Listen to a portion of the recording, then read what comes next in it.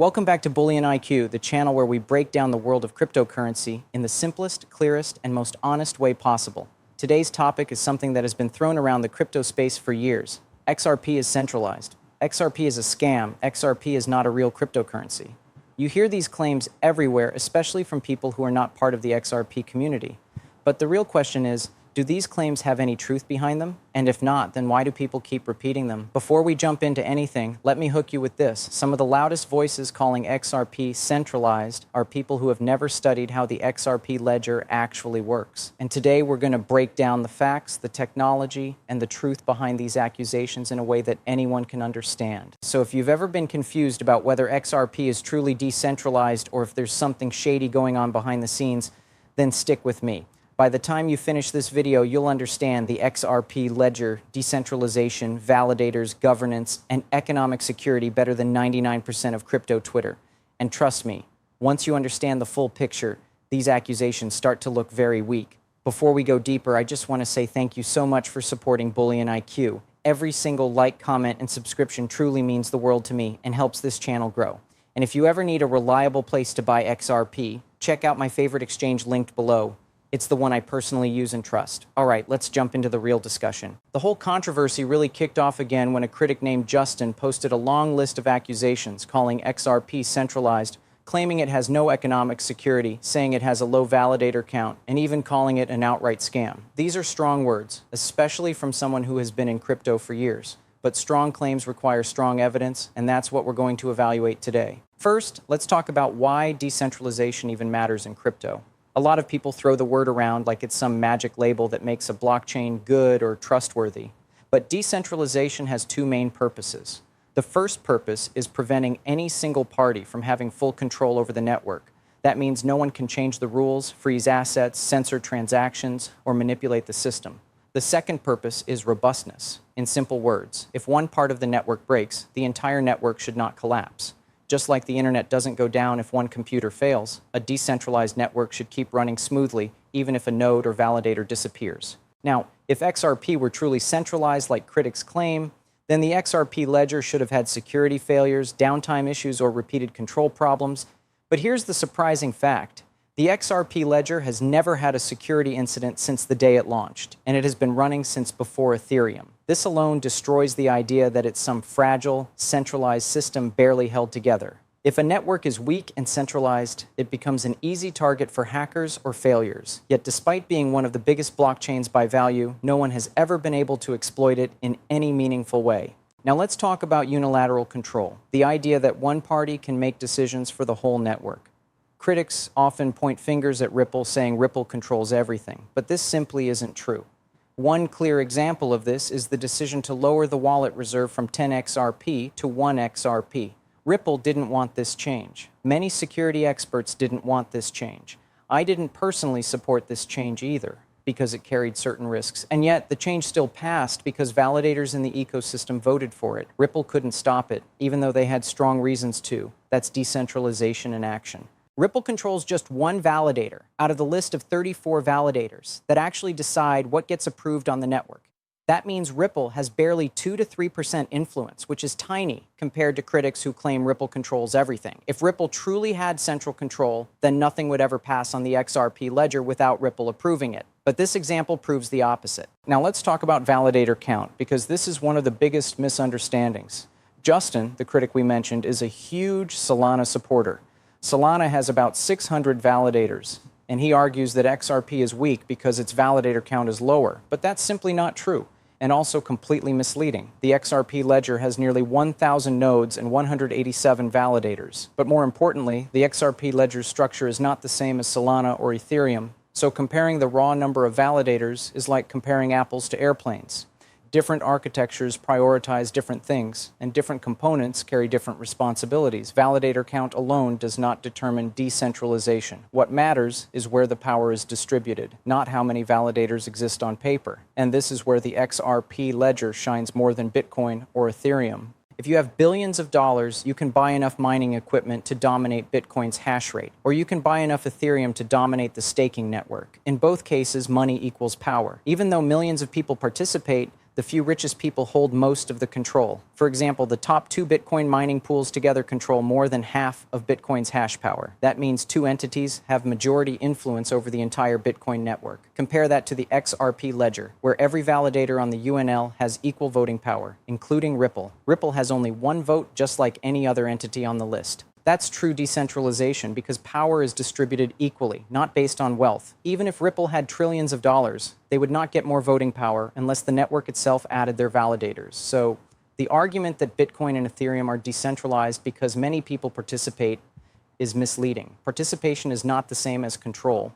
And the argument that XRP is centralized because it has fewer validators ignores the fact that XRP's validators have equal power, something Bitcoin and Ethereum cannot claim. Now that we've broken down the basics of decentralization and looked at how people often misunderstand the XRP ledger, let's go deeper into the heart of this debate. Because when someone says XRP is centralized, most of the time they are repeating something they heard somewhere else, without actually knowing how the XRP ledger works. And the problem is, when people repeat something that is not true again and again, it starts sounding like truth, even when it's completely wrong. So in this part of the discussion, I want to take you behind the scenes of how the ledger actually operates, how decisions are made, and why the centralization argument keeps falling apart the more you look into real facts instead of rumors. This is important because once you understand how networks like Bitcoin, Ethereum, and XRP actually differ in structure, you'll see that many critics only know half the story, and half stories rarely lead to correct conclusions. The first thing we need to address is the misunderstanding around the term UNL, which stands for Unique Node List. A lot of critics throw around phrases like Ripple controls the UNL,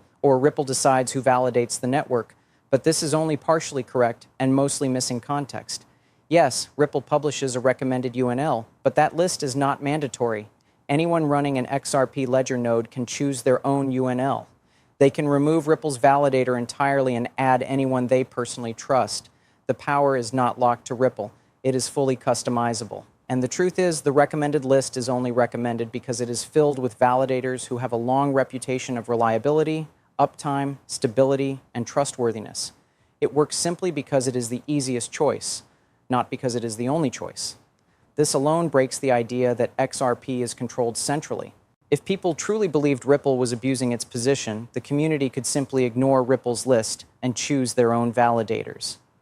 That is something you absolutely cannot do with Bitcoin miners, who are controlled by whoever has the most money, electricity, and mining machines. Another critical thing we need to talk about is the idea of permissioned versus permissionless. Critics claim XRP is permissioned because of the UNL list, but this is a huge misunderstanding of how consensus works. The XRP ledger is fully permissionless. Anyone can run a node. Anyone can become a validator. Anyone can join the network. There is no application process. You don't need approval from Ripple. You don't need documents, KYC, signatures, or permission. You just run a node and prove your reliability to the community. Compare this to Ethereum today. If you want to be a validator on Ethereum, you need a minimum of 32 ETH. That's not cheap. That's not accessible. That's not permissionless in practice. And with more and more ETH getting staked by centralized exchanges and institutions, the control is slowly shifting toward the big players. XRP has no such financial requirement. You don't need millions of dollars. You just need a server, technical ability, and a willingness to participate. That is the opposite of centralization. Now let's talk about the topic of economic security, because critics often throw this phrase around without understanding what it means. They say Bitcoin is secure because miners invest millions of dollars in mining equipment. They say Ethereum is secure because validators lock billions of dollars in stake. And then they try to argue that because the XRP ledger doesn't rely on wealth to secure the network, it must be weaker or more centralized. But this idea collapses under real-world logic. Financial investment does not automatically create decentralization. It creates barriers. It creates inequality. It makes the network dependent on the wealthiest players. It is a system where your influence is directly tied to your money. If a billionaire wants to impact Bitcoin, they can buy miners. If a billionaire wants to impact Ethereum, they stake more ETH. But if a billionaire wants to control the XRP ledger, guess what? They have zero special privileges. Money doesn't buy power on the XRPL. Influence isn't for sale. This is one of the biggest differences between XRP and other networks, yet critics rarely mention it. Beyond this, we need to address the idea that a lower validator count means weaker decentralization. Many people throw around validator numbers without knowing what those numbers represent. For example, they compare Solana's 600 validators to XRP's 187 validators and say Solana is more decentralized. But what they ignore is that Solana has extremely high hardware requirements. Many of their validators run on expensive servers because the chain is so resource heavy. And when a network requires expensive hardware, only wealthy individuals and companies can participate. That is not decentralization. That is professionalized centralization hidden behind big numbers. XRP, on the other hand, was built to be lightweight. You don't need special hardware. You don't need tens of thousands of dollars in equipment. And this opens the door to a much wider, more diverse validator ecosystem. When you look at decentralization, you should look at accessibility, equality, and influence, not raw numbers without context. Another major flaw in the centralization argument is the idea that Ripple somehow controls or influences development. This is simply not true. Much of the innovation on the XRP ledger is done by independent developers around the world. The introduction of hooks, XLS30, AMM, sidechains, NFTs, and upcoming features like native DeFi improvements, these were community-driven developments, not Ripple creations. Ripple does not control what gets approved. Ripple does not control how developers build. Ripple does not control what gets added to the ledger. If Ripple disappeared tomorrow, the ledger would still function, validators would still maintain the network, developers would still build, and companies would still rely on the ecosystem. This is the difference between a centralized corporate product and a decentralized blockchain protocol. One survives its founding company, the other does not. Now let's address one more big point that critics always bring up: Ripple's escrow holdings. This is arguably the most misunderstood topic in the entire decentralization debate. People assume that because Ripple holds a large amount of XRP in escrow, it means Ripple controls the network. But ownership does not equal control. If someone owns a large amount of Bitcoin, it doesn't mean they control the Bitcoin network. The same is true for XRP. Ripple owns escrow, but escrow does not control validators, voting, consensus, or protocol changes. They cannot alter rules. They cannot force updates. They cannot shut down the chain. They cannot restart the chain. Escrow simply limits how much XRP Ripple can release each month, a mechanism that actually prevents abuse, not enables it. Critics often look at the total number and panic, ignoring the design that prevents manipulation. When you lay out all these facts, one thing becomes clear: the centralization argument is shallow. It's driven by misunderstandings, misinformation, or bias. Most people who make these accusations haven't studied the architecture. They haven't run a node. They haven't compared consensus systems. They just repeat what they've heard. But when you look at how the XRP ledger assigns power, how validators operate, how governance works, how development is handled, and how decision-making is distributed, it becomes clear that XRP is not only decentralized, it's decentralized in a way that prevents the wealthiest people from controlling the system. And that's something very few blockchains can claim. Part 3 ready? Just say next. You said next. ChatGPT said part 3, 1,000 words. Paragraph style, simple English, high retention, no headings. Now that we've exposed the major misunderstandings surrounding decentralization and explained how the XRP ledger actually distributes power, it's time to dive even deeper into the system that keeps the XRPL functioning smoothly. One of the most important things people overlook is the stability and reliability of the network. In the crypto world, a blockchain is only as strong as its track record. If a network keeps crashing, freezing, or going down whenever volume increases, then it cannot be considered secure or professionally reliable. This is not just theory. This is reality. And when you compare XRP's uptime to other networks, the difference becomes almost unbelievable. The XRP ledger has been running for more than a decade without a single major downtime incident. Not one full network outage, not one forced restart, not one moment where users were unable to settle transactions globally. This level of reliability is extremely rare in the blockchain ecosystem. Many blockchains struggle with performance during periods of network congestion. Bitcoin becomes slow when the mempool fills up. Ethereum becomes insanely expensive when activity increases. Solana freezes and restarts in extreme traffic conditions. Even newer chains experience bottlenecks or failures. Meanwhile, the XRP ledger was designed from day one to handle consistent high-speed throughput without sacrificing decentralization or stability.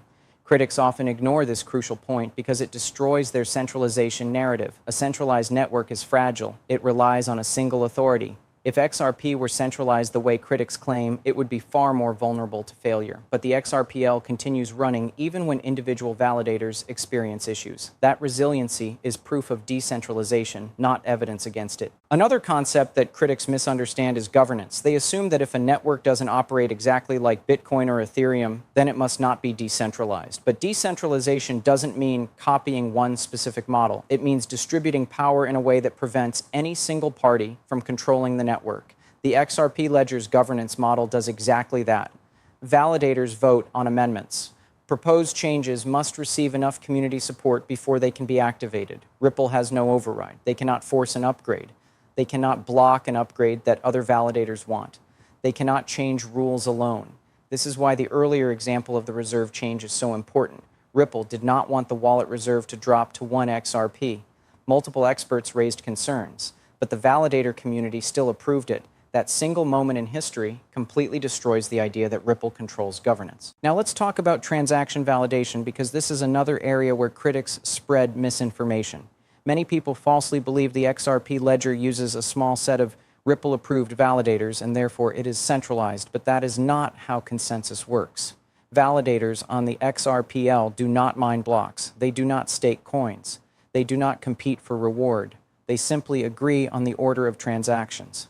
And this makes the entire system lightweight, fast, and extremely efficient. Anyone can join consensus if they have the technical skill to run a validator properly. The reason validators on the UNL are trusted is because they have a proven track record of reliability, not because they are controlled by Ripple. If Ripple were ever caught manipulating validators, the entire community would simply remove Ripple's validator from their UNL. This flexibility ensures decentralization, not centralization. With that said, let's break down why critics keep pointing at validator distribution without mentioning the unique structure of the XRPL. Bitcoin has thousands of nodes, but most of those nodes do nothing for security. They do not mine, they do not produce blocks, they simply verify transactions. Real control lies with a handful of mining pools. Ethereum has thousands of nodes as well, but again, control lies with whoever stakes the most ETH. Instead of one entity controlling the network, you end up with a small group of wealthy parties, including exchanges like Lido, Binance, Coinbase, and institutional staking firms controlling huge chunks of validation. This means Ethereum is, in practice, heavily influenced by a few major players. Critics do not mention this because it makes the comparison uncomfortable. Meanwhile, the XRP ledger has a much smaller core validator set, but every validator on the UNL has equal voting power. There is no system where someone with more money gets more influence. There is no staking, no mining, no competition for block rewards, no way to buy more control. And this makes the XRPL far more democratic than proof of work and proof of stake systems. Critics claim fewer validators means weaker decentralization, but the real question is, who controls the validators? Who can influence them? Who has the ability to override decisions? And when you investigate these questions honestly, you discover that XRP's model is actually safer, more predictable, and more resistant to wealth concentration than the network's critics promote. Let's talk about one more thing that keeps coming up: speed. The XRP ledger is known for its fast transaction confirmations. Critics sometimes say fast means centralized, as if speed and decentralization cannot coexist. This is a false assumption. Bitcoin is slow, not because decentralization requires slow transactions, but because Bitcoin's architecture was built in 2009 and designed for security before scalability. Ethereum is slow and expensive because of its design choices and high demand. The XRPL was designed with a different architecture that allows nodes to quickly reach consensus without relying on mining. Faster does not mean centralized. It means efficient, and efficiency is a feature, not a flaw. Another major point we need to explore is the so-called Ripple dependency myth. This is the idea that if Ripple disappeared tomorrow, the XRP ledger would stop functioning. Again, this is misinformation repeated by people who haven't studied the ecosystem. The ledger runs independently, validators run independently, the community runs independently. Several companies use the XRPL for different purposes, and thousands of developers contribute to the ecosystem. Ripple's absence would not shut anything down. In fact, Ripple has repeatedly stated that the XRPL must remain independent of Ripple to remain useful globally. What makes this myth so ironic is that Bitcoin and Ethereum are far more dependent on major corporate players than people admit. Bitcoin is dependent on industrial mining farms. Ethereum is dependent on large staking providers. These providers are corporations. They operate data centers, they run servers, they invest millions of dollars. And if these corporations stopped, the networks would be in serious danger. The XRPL does not have this dependency. It runs on a globally distributed set of validators. Some run by universities, some by financial institutions, some by independent businesses, and some by individuals. This is a truly decentralized ecosystem. By now, it should be clear that the centralization accusations fall apart when examined through real facts, real mechanics, and real history.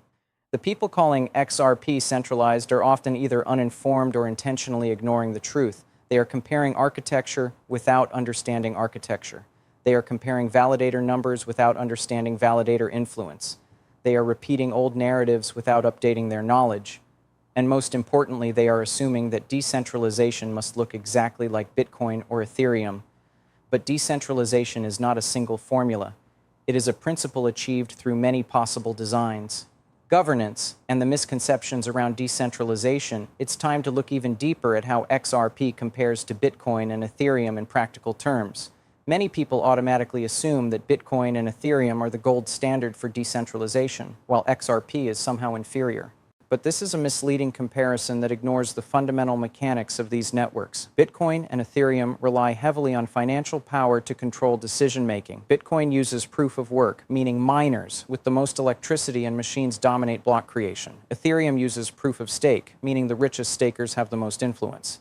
In both cases, the network is theoretically decentralized, but in practice, influence is concentrated among the wealthiest. XRP, on the other hand, distributes power among validators equally, regardless of money. This is the type of decentralization that actually prevents a few entities from controlling the network. Let's break down this point further because it is critical. Imagine Bitcoin today. 2 mining pools control over 50% of the hash power. That means a majority of the network's decision-making and block creation can, in theory, be influenced by just a handful of entities. Ethereum has similar centralization risks with staking pools controlled by large exchanges.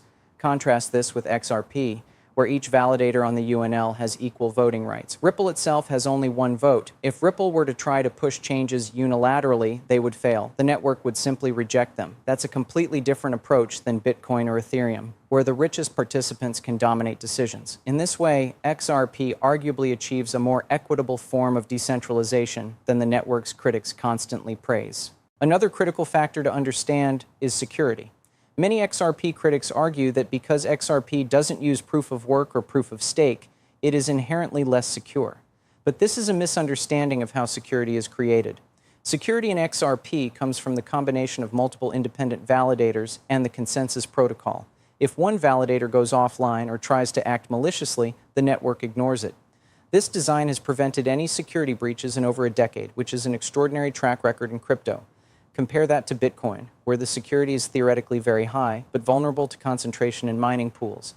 Ethereum is similar, and yet XRP's alternative method achieves real-world security without requiring enormous energy use or massive financial investment. This is not weakness, it is design innovation. We also need to consider network robustness. Decentralization is often linked to robustness, meaning the network continues to function even if parts of it fail. XRP's validators are globally distributed, operated by universities, institutions, corporations, and individuals. If a single validator fails, the network keeps running smoothly. This has happened multiple times over the years. No downtime, no transaction failures, no compromise. Contrast this with Solana, which experiences frequent outages and forced restarts. Some critics claim Solana is more decentralized because of its higher validator count, but in reality, a high validator count does not equal reliability or resilience. The XRPL demonstrates that smart architectural choices, not sheer numbers, are what make a network truly robust. Let's also address the criticism of Ripple's escrow holdings. Critics argue that Ripple's large XRP balance equates to central control. This is fundamentally flawed logic. Ownership does not equal governance. Ripple cannot force amendments, change transaction rules, or override validator decisions. The escrow system simply limits how much XRP Ripple can release at a time, creating predictability and stability in supply.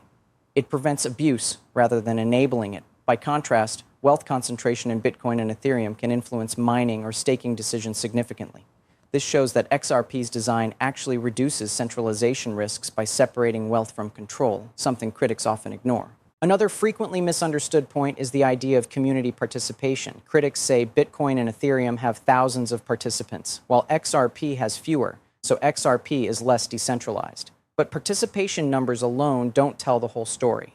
In Bitcoin, most participants have no real influence over network decisions. They are merely passive users or miners with minimal hash power. In Ethereum, staking rewards participation, but influence is still weighted by the amount staked. XRP gives equal influence to validators trusted by the community. This is an egalitarian approach to decentralization, where every trusted validator has a say regardless of wealth. So yes, XRP has fewer validators making critical decisions, but the distribution of power is far more balanced than critics realize. We also need to address performance and scalability, because these often get overlooked in decentralization debates. A blockchain can be theoretically decentralized but practically unusable if it cannot handle transactions efficiently. Bitcoin is secure but slow. Ethereum can become extremely expensive and slow during congestion. XRP, however, confirms transactions in 3 to 5 seconds at extremely low cost while still maintaining strong decentralization. Critics sometimes claim this speed is a sign of centralization, but speed in XRP is achieved through consensus, not through a single party controlling the network. It's both fast and decentralized, which is something most critics fail to acknowledge. Finally, let's consider governance amendments and community upgrades. All critical changes on the XRP ledger are voted on by validators. Ripple cannot push upgrades alone. Developers submit proposals, validators vote, and changes pass only if the majority agree. This is true decentralization. Decision-making is distributed, transparent, and resistant to manipulation. In practice, this means the XRP ledger evolves based on collective agreement, not corporate whim.